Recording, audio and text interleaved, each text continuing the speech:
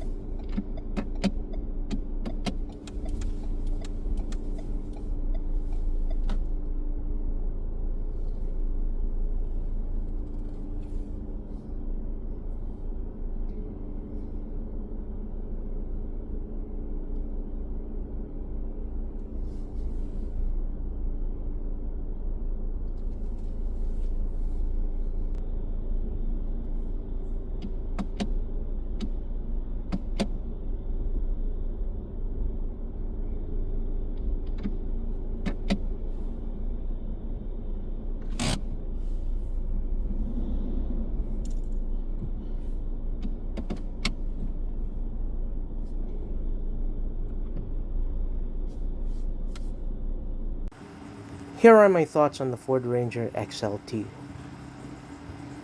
The 2-liter turbocharged 4-cylinder diesel engine in the Ford Ranger XLT is overall a great powertrain.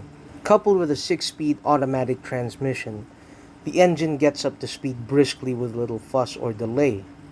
The shifts are smooth, and the transmission always puts you in the right gear in any given scenario, be it cruising on the highway, gunning the throttle to get up to high speeds, or creeping in stop-and-go traffic. In terms of refinement, diesel clatter is kept to a minimum.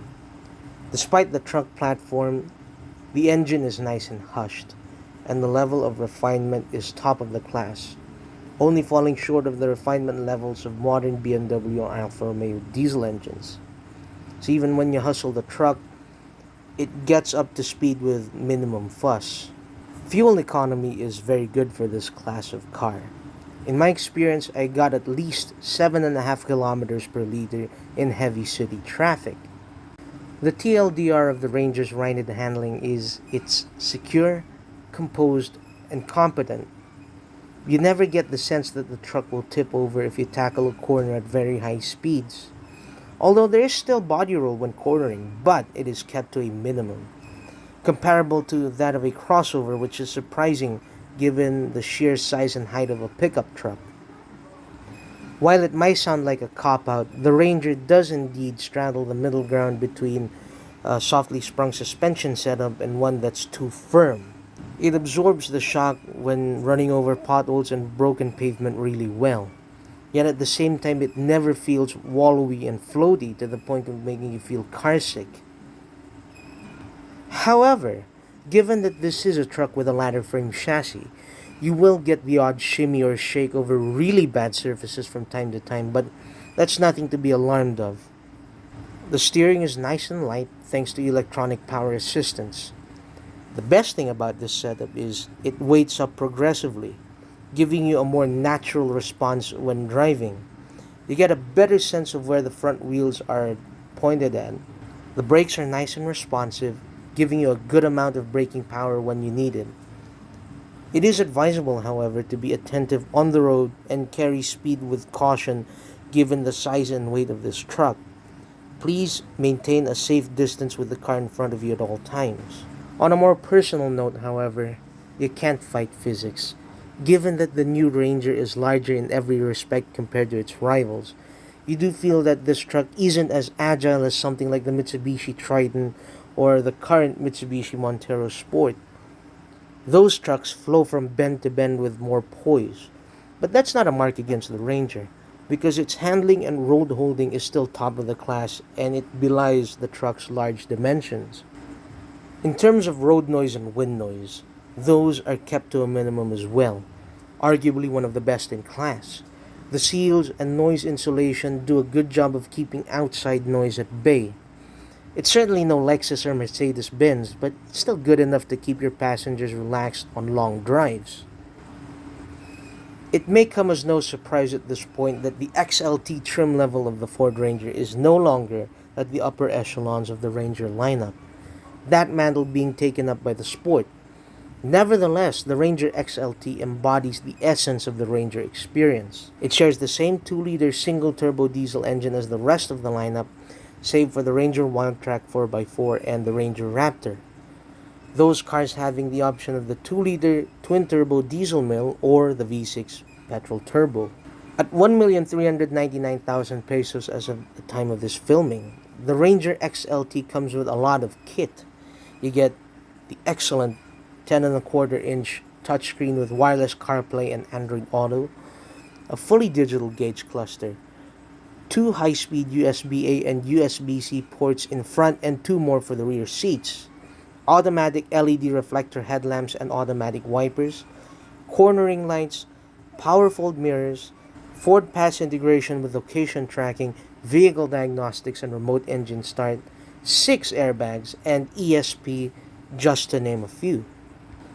In addition to the breadth of standard equipment, it must be worth noting that the Ranger is one of the best in its class for interior room. Rear legroom is on par with big crossovers, making longer journeys for rear passengers more comfortable. a benefit of the wider body, longer wheelbase, and overall length, making it more usable as a family car. This car is not without faults, however. While the Ranger XLT on the whole is a great truck with little to no compromises, there is one glaring problem I have with this car. And that has something to do with that belt and oil timing system that Ford uses for its diesel engines. While it's premature to speak of this car's long-term reliability, it's hard to refute the findings of many owners and mechanics who've owned and handled cars equipped with a wet timing belt for their engines, and it usually ends in tears. Now, it can be alleviated with prompt maintenance and the timely changing of that timing belt to prevent it from snapping. The only issue is, given that the timing belt is constantly immersed in hot engine oil, it does break down the timing belt's material quicker than a conventional dry timing belt driven engine. Given the frequency, it makes it more expensive to maintain this car in the long run. That aside, it is something you can prepare for. I'm only stressing that owners of the Ranger and Everest with this kind of engine need to be cognizant of this flaw in order to anticipate the issue and prevent further damage from occurring. Another issue with this car is the maneuverability. Because of the Ranger's size, it's a little harder to place this car in tight streets or cramped parking buildings on account of its length and width. Couple that with its bluff sides and upright hood, making it more challenging to negotiate tight streets and driveways. Overall, the Ranger XLT is a great choice in this 1.4 million peso price bracket. Cavernous interior room, the extensive list of standard equipment, car-like refinement along with the robustness of a pickup truck make this a good alternative to crossovers, especially if you don't need 3 rows of seats and want something a little more rugged and more butch looking than an MPV or a crossover. That concludes my coverage of the Ford Ranger XLT. Thanks so much for sticking around till the end of the video. There's plenty more where that came from. Subscribe for the latest updates and leave a like if you feel inclined, or at least leave a comment. Tell me what you think about the video, or if you'd like to add your thoughts on the Ranger, type them down below. Until the next one, take care.